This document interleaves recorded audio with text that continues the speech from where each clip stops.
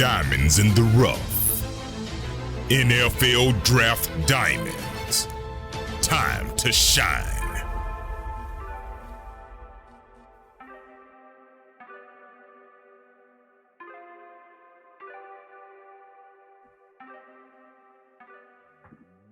Hi, my name is Jimmy Williams with NFL Draft Diamonds, and we are presented by the Hula Bowl.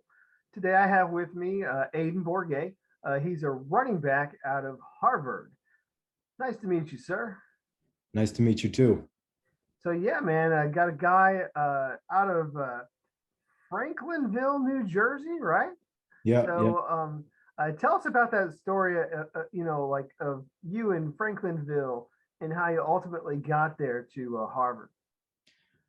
Yeah. Franklinville, it's a smaller town in New Jersey, more rural town with a lot of pride, especially in football. So growing up, I played football since 6 years old at the community Delsey, which is our Franklinville team, Delsey program, 6, 7, all the way up through high school. So eventually I ended up going to Delsey High School, where my principal actually played in the NFL. So he obviously it was a big tradition, a big culture for football around my way. And yeah, it's pretty small town, and unfortunately, not too many guys from Franklinville or from Delsey get the opportunity to go Division I or Ivy League at that. So I was just really fortunate to have kind and loving parents that have really made an impression on me, and I've been fortunate enough to have those morals within me that school is very important, that grades will help you. Football is always there. Education is always there as well. You don't have to pick one or the other. So growing up with that kind of mindset, having good grades wasn't an option in my house. It was, I remember from third grade, I came home with my first report card and it was all A's. And then my mom told me that that's what she expected from me for the rest of my life. So she said, if you can do it once, you can do it for the rest of your life. So that just kind of stuck with me and all the way through high school. And then just played after my junior year. I was fortunate enough to get a letter from Harvard, which I actually ended up throwing away my first one because I didn't think that Harvard was even an option for me. I didn't think that it was something that was for me. I didn't think, guys from my high school or guys from around the area had gone there. I had known nobody that went there, or went here. But yeah, Harvard stuck with me, and I was able to come up, see the campus, and then fell in love, and kind of here I am.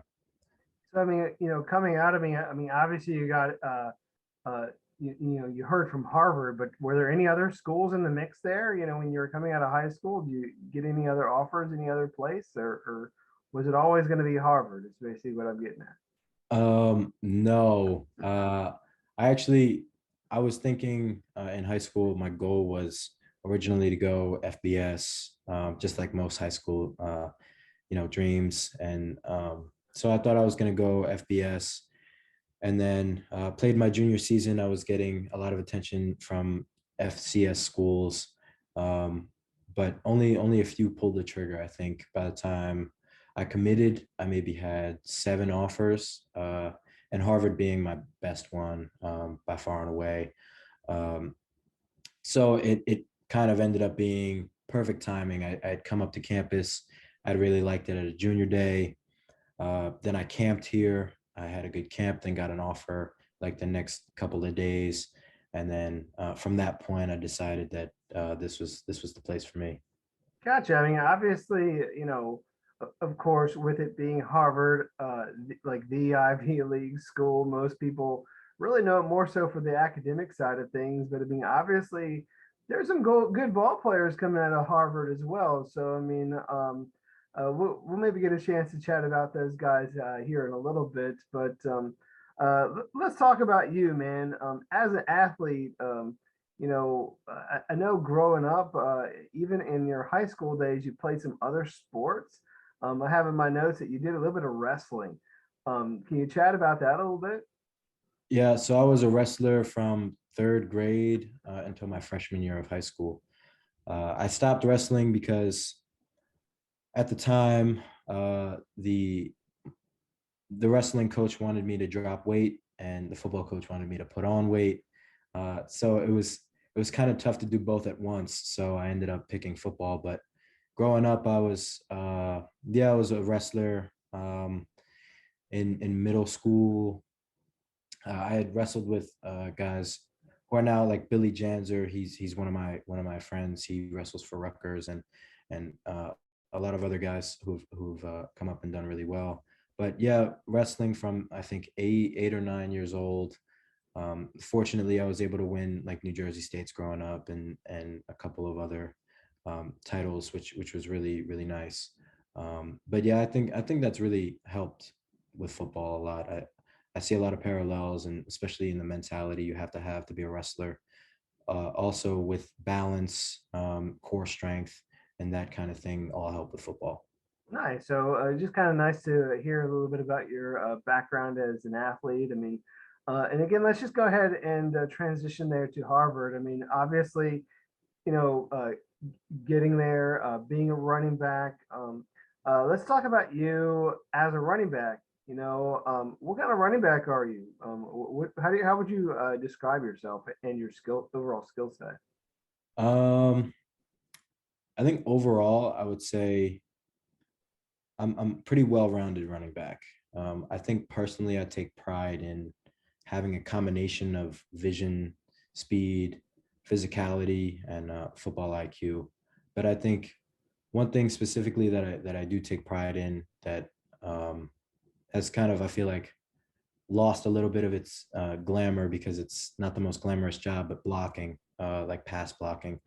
I like to step up, and I like to, you know, linebackers, they come in, they flying in trying to bull rush you. I think that's an opportunity to assert yourself. And in that moment, you're letting the defense know that you're there, and you're not just there to run the ball. You're there all day, no matter what angle it is. If you're running the ball, it'll be tough to tackle you. But if you're blocking, it'll also be tough to hit that quarterback. So I think a combination, because I think being a combination of a lot of different things allows you to be the best suited for any kind of situations in football. Because in football, you never know what's going to happen after that ball snaps. So being well equipped for anything on the football field, I think is something that I really take pride in. Great. So, a little bit of everything. I mean, I think obviously, you do need to, have some running backs that can block. Maybe coming on third downs and that sort of thing. So somebody's got to do the dirty work. So I think it's nice that you highlighted that sort of thing. So let's see here. Let's talk about those teammates, dude. I know you got a lot of great ones. Let's give a shout out to a couple good ones that you've had over the years. Who has impressed you the most as some of your teammates there at Harvard?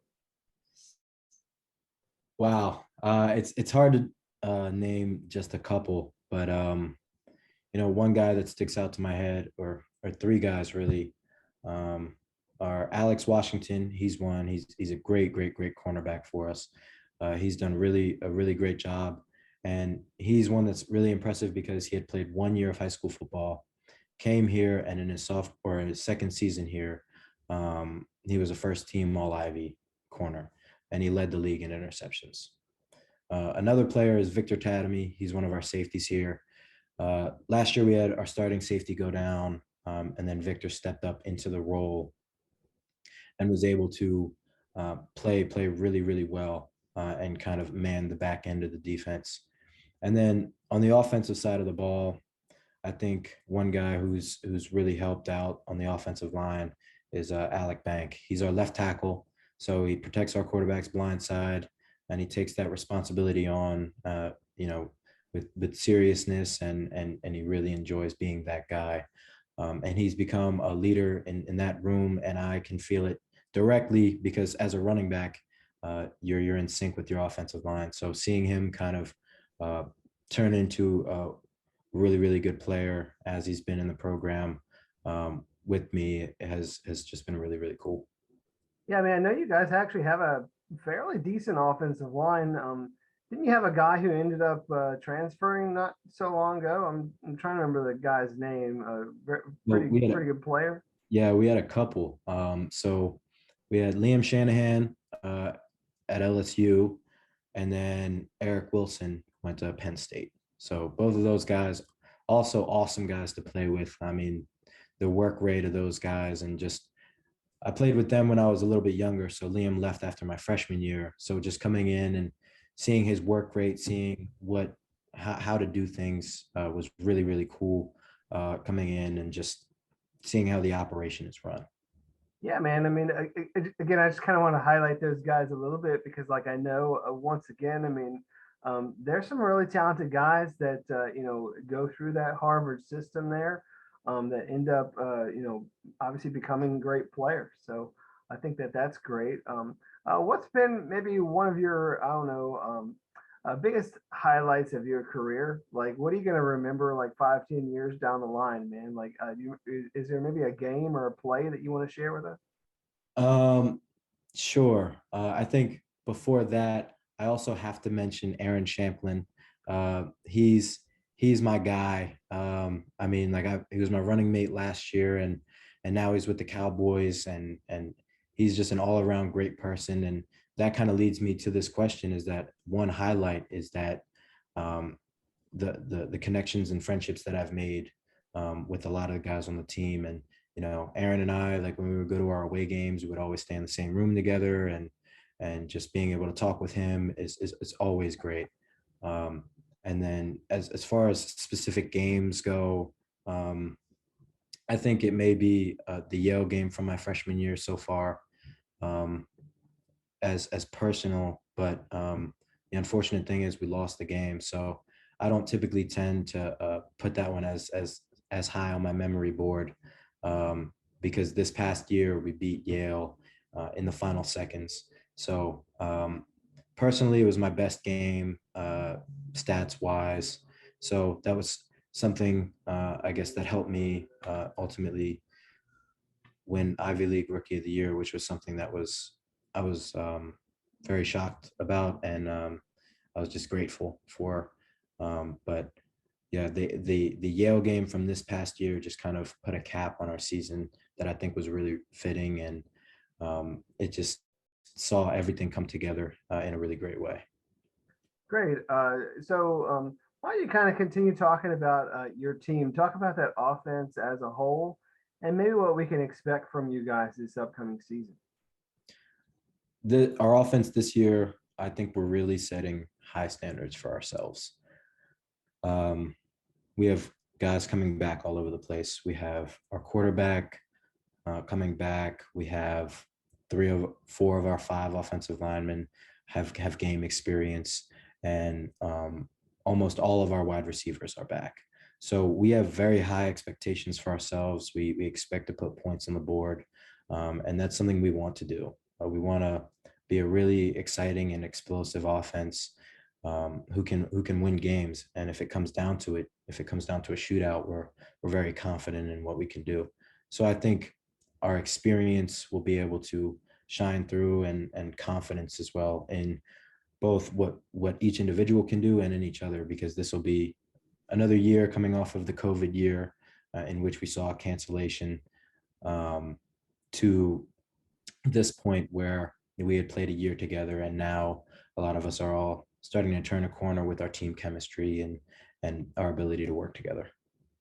Cool. So, nice to hear just a little bit about what we can expect this upcoming season. I mean, obviously, you guys are always in the mix to, win that, win the Ivy League and that sort of thing. So, we'll see what happens this upcoming season. So, um, I want to take a moment, man. I want to step off the football field a little bit, and I want to pick this guy's brain here. So, tell me a little bit about yourself that maybe not everybody knows.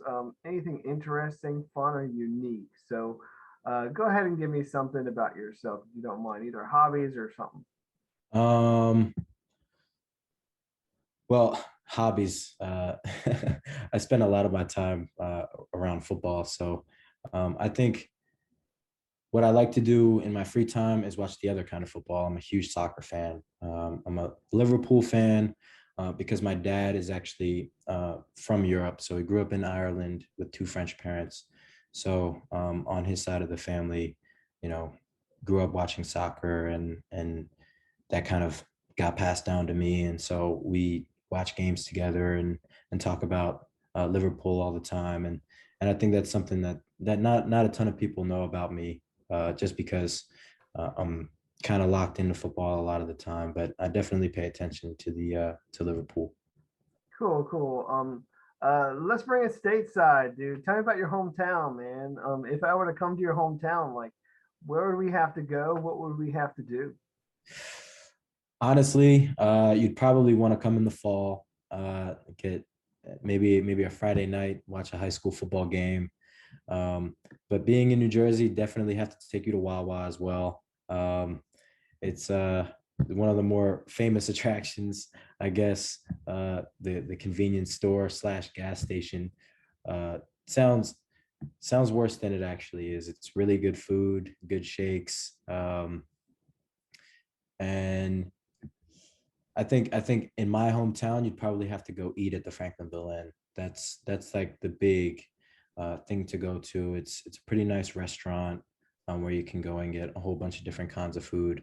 So that would kind of be the spots I would definitely have to take you. Awesome. Great, great to hear. So, I mean, obviously your goal is to get to the next level, get to the NFL, maybe get, I don't know, these $1 million paychecks. But, I kind of want to, ask you, I mean, let's say you do have, the funds to do things with. I mean, have you ever thought of maybe a charity or cause that you might, really take an interest into and help? Yeah, for sure. I think it one of the most important causes is education, and education opportunities within disenfranchised communities. So I think a lot of the issue with a lot of typically disenfranchised communities are a lack of access, a lack of knowledge that doesn't allow them to grow, or get opportunities like go to an Ivy League school, or go even to college.